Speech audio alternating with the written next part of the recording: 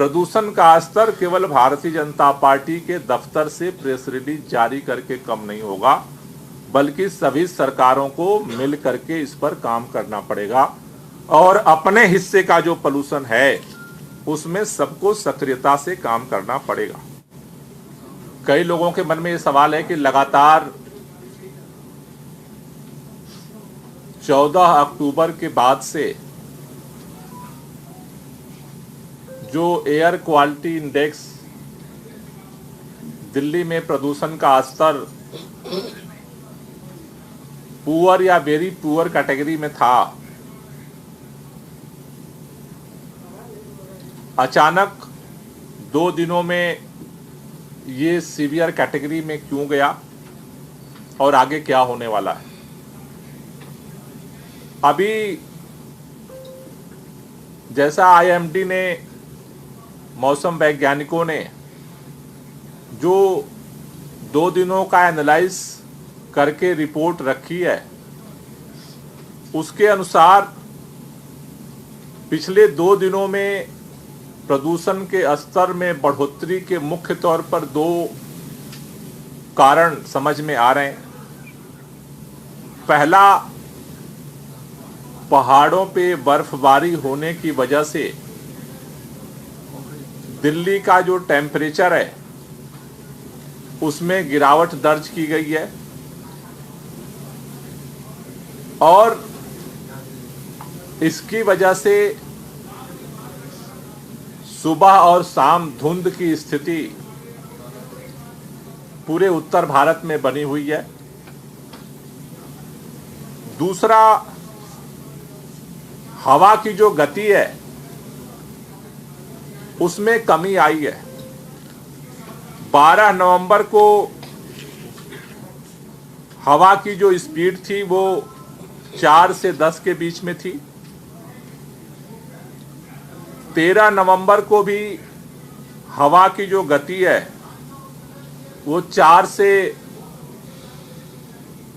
10 के बीच में थी। इन 2 वजहों से प्रदूषण के स्तर में तेजी से बढ़ोतरी हुई। धुंध और टेम्परेचर डाउन होने से और हवा की गति कम होने से दिल्ली के ऊपर एक लेयर बनी है स्मॉग की, और उसकी वजह से जो प्रदूषण के कण हैं वायुमंडल में डिस्पर्स होने की वजह से वो सतह की तरह बने हुए हैं। लेकिन आज से हवा की गति में सुधार होने का अनुमान है। जो अभी तक प्रेडिक्शन हुआ है उसके अनुसार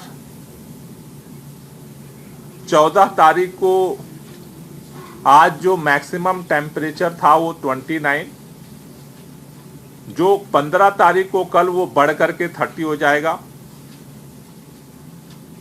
16 को भी 30 रहने का अनुमान है, 17 को भी 30 रहने का अनुमान है। हवा की जो गति है उसमें 14 तारीख को 4 से 10 की जगह 4 से 12 आज स्पीड की हवा की गति होने की संभावना है।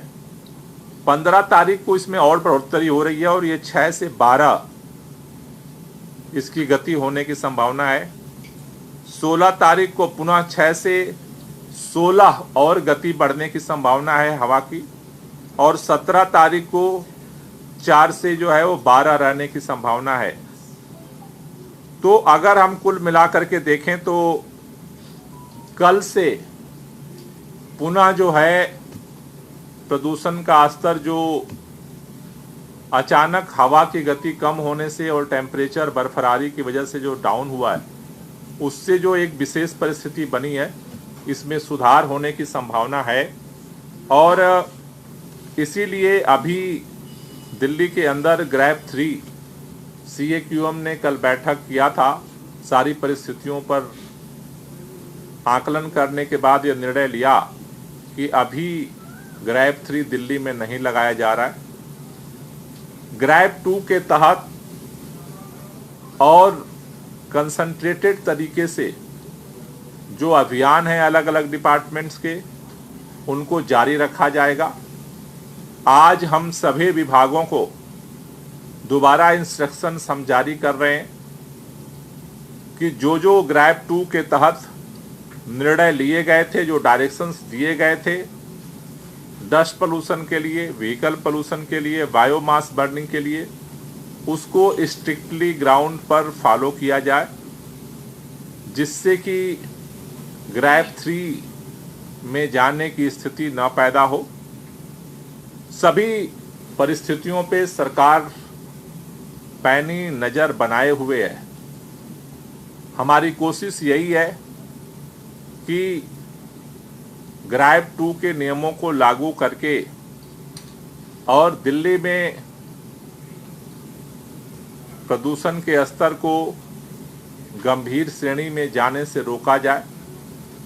मौसम की जो विपरीत स्थिति थी 2 दिनों की, उसमें भी अनुकूलता देखी जा रही है, लेकिन अगर मौसम में प्रतिकूलता आती है और दिल्ली का एयर क्वालिटी इंडेक्स गंभीर श्रेणी में जाता है, तो सरकार दिल्ली के लोगों को प्रदूषण से बचाने के लिए जो भी जरूरी कदम होंगे, जो भी कठोर कदम होंगे, वो सारे कदम उठाएगी और दिल्ली के लोगों के सांसों को ज़्यादा से ज़्यादा कैसे बेहतर किया जाए, उसको बचाया जाए, उसके लिए दिल्ली के लोगों के साथ मिलकर के काम करेगी।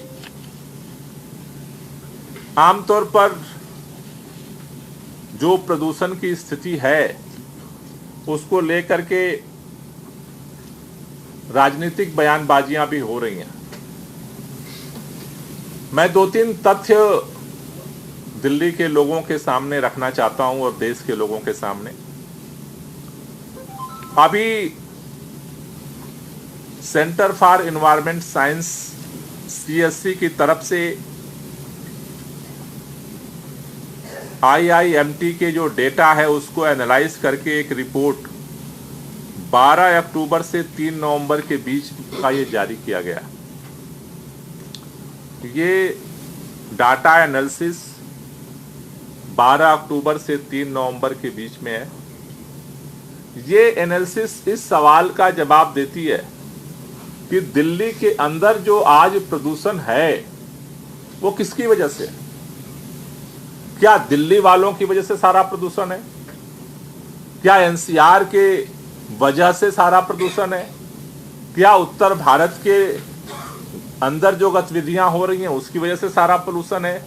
या फिर दिल्ली का कितना कंट्रीब्यूशन है, NCR का कितना राज्यों का कंट्रीब्यूशन है, उसके बाहर के जो राज्य हैं NCR के सराउंडिंग उनका कितना कंट्रीब्यूशन है? इसका जवाब ये स्टडी जो है साफ साफ बता रही है।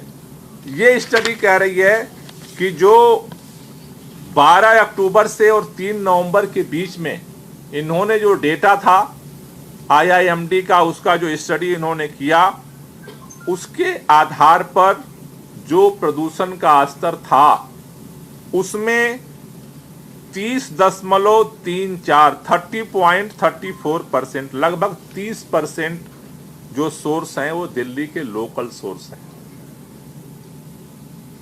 दूसरा 34.97% जो पोल्यूशन में कंट्रीब्यूशन है दिल्ली के, वो जो NCR के डिस्ट्रिक्ट हैं दिल्ली से सराउंडिंग सटे हुए, उसमें 34% कंट्रीब्यूशन है।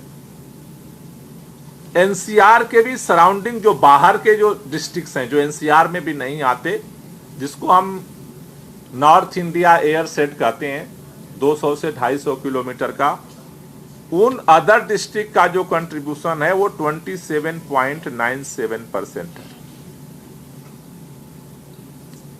तो पहली बात मैं ये पहले दिन से मैं कहता हूं कि जो दिल्ली के अंदर प्रदूषण की स्थिति है, दिल्ली 24 घंटे काम कर रही है दिल्ली के लोगों के साथ मिलकर के, लेकिन केंद्र सरकार को नेतृत्व लेकर के NCR के राज्यों में जितने एरियाज हैं, NCR के बाहर जो सराउंडिंग डिस्ट्रिक्ट्स हैं, इनका एक ज्वाइंट एक्शन प्लान बनाना पड़ेगा।